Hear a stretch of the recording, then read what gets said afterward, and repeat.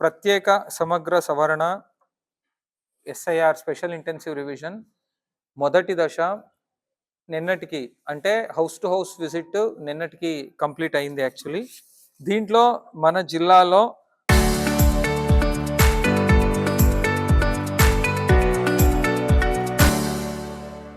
15,43,242 మంది ఎలక్టర్స్ ఉండగా వారిలో మనకు ఎన్యూమరేషన్ ఫారం తిరిగి వచ్చింది 14,05,580 మందిది. మళ్ళీ మిగిలిన 1,37,662 మందిది ఎన్యూమరేషన్ ఫారమ్స్ తిరిగి రానందున అవన్నీ కూడా అన్కలెక్టిబుల్ గా మార్క్ చేయడం జరిగింది.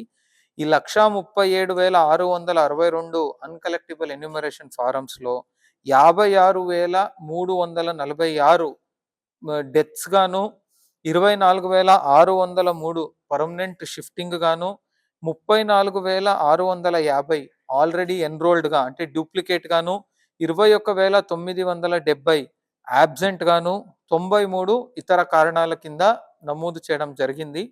అంటే మన జిల్లాలో ఉన్న టోటల్ ఎలక్టర్స్ లో 8.92% అన్కలెక్టిబుల్స్ గా మార్క్ చేశాము.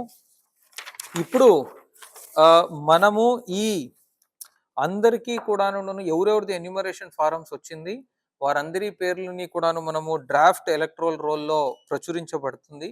ఈ డ్రాఫ్ట్ ఎలక్ట్రోల్ రోల్ అనేది డ్రాఫ్ట్ మాత్రమే.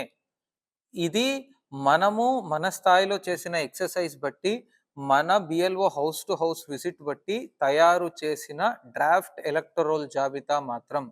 ఈ డ్రాఫ్ట్ ఎలక్టరోల్ జాబితాలో అది మళ్ళీ 31వ తేదీ ప్రచురిస్తాము. యాక్చువల్లీ ప్రచురించిన తర్వాత మీ పేర్లు ఉన్నాయో లేదో చూసుకొని ఎవరైనా మీ పేర్లు మిస్ అయ్యి ఉంటే మళ్ళీ మీరు ఫారం 6 పెట్టి అడిషన్ చేసుకునే దానికి వెసులుబాటు ఉంటుంది. ఎవరూ కూడా కంగారు పడే అవసరం లేదు. సో దానివల్ల ఇది డ్రాఫ్ట్ ఎలక్ట్రోల్ రోల్కి సంబంధించి ఎక్సర్సైజే కంప్లీట్ అయింది. ఫైనల్ ఎలక్ట్రోల్ రోల్ అనేది మనము ఆగస్ట్ 1 డ్రాఫ్ట్ రోల్ ఇచ్చిన తర్వాత 30 రోజులు అంటే ఆగస్ట్ 30వ తేదీ వరకు మీరందరూ కూడా క్లెయిమ్స్ అండ్ అబ్జెక్షన్స్ ఫైల్ చేసేదానికి టైం ఇస్తూ మళ్ళీ సెప్టెంబర్ 28వ తేదీ వరకు ఆ అన్ని క్లెయిమ్స్ కి సంబంధించి క్లెయిమ్స్ పెట్టిండే వాళ్ళకి నోటీసెస్ ఇచ్చి వారి వాదనలు డాక్యుమెంట్స్ అన్ని పరిశీలించి దానిపైన తుది నిర్ణయాలు తీసుకొని ఫైనల్ రోల్ అనేది మనకు అక్టోబర్ 3వ తేదీ పబ్లిష్ అవుతుంది. సో దయచేసి దానివల్ల ఇది డ్రాఫ్ట్ రోల్ మాత్రమే అనేది నేను మళ్ళీ ఇంకొకసారి అందరికీ కూడాను అందరి దృష్టిలో తీసుకురావాలి అనుకుంటున్నాను. మళ్ళీ మన జిల్లాలో ఇప్పుడు ఆల్రెడీ ఏది 14,05,580 మంది ఎన్యూమరేషన్ ఫారమ్స్ తిరిగి వచ్చి డిజిటైజ్ అయ్యిందో దాంట్లో మనకు 13,82,660 మంది ఎలక్టర్లు వారి 2002 ఎలక్ట్రోల్ రోల్తో వారి పేరుతో కానీ వారి తల్లిదండ్రుల పేరుతో కానీ వారి తాత గ్రాండ్ ఫాదర్ గ్రాండ్ మదర్ పేరుతో కానీ ఆల్రెడీ మ్యాప్ అయ్యి ఉంది కనుక వారికి ఎటువంటి నోటీసు రాదు. వారికి ఎటువంటి మళ్ళీ ప్రాసెస్ ఉండదు.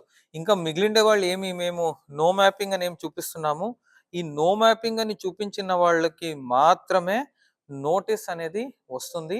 ఆ నోటీస్ అనేది వచ్చిన తర్వాత వారు ఒక 11 డాక్యుమెంట్స్ ఉంటుంది. యాక్చువల్లీ ఆ 11 డాక్యుమెంట్స్ ఏమంటే any ID card, pension payment order issued to regular employee pensioner of any central government, state government, PSU, any ID card, certificate, document issued in India by government, local authority, bank, post office, LIC, PSUs prior to 1/7/1987, birth certificate, passport, matriculation or education certificate issued by recognized boards or universities, permanent residence certificate issued by competent state authority, forest right certificate, OBC, SC, ST or any other caste certificate, family register, any land or house allotment certificate by government.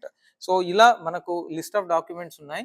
ఈ documents లో ఏదైనా ఒక document ని వారు 1/7/1987 కన్నా ముందు పుట్టిండే వాళ్ళైతే వారికి సంబంధించిన ఒక డాక్యుమెంట్ ఇస్తే చాలు.